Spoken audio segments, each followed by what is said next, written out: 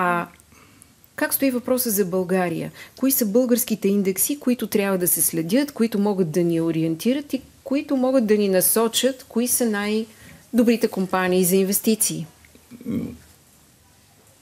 Принципно основният индекс на българска фондова борса е SOFIX и той отразява така качеството на българските компании.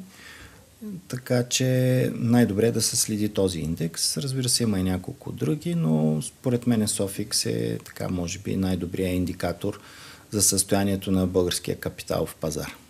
Уорън Бъфет е казал и върху неговите думи разсъждават мнозина, че когато притежаваме една акция от някакво предприятие, то ние сме като собственици и сме в компанията на големите собственици на тази компания.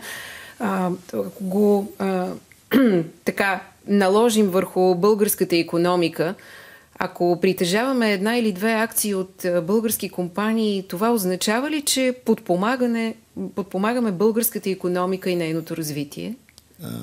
Да, отговорът на този въпрос е така. Подпомагаме българската икономика и нейното развитие, но все пак Уорън Бъфет, освен инвеститор, е филантроп, но аз предлагам да не влизаме в филантропската част за подпомагането.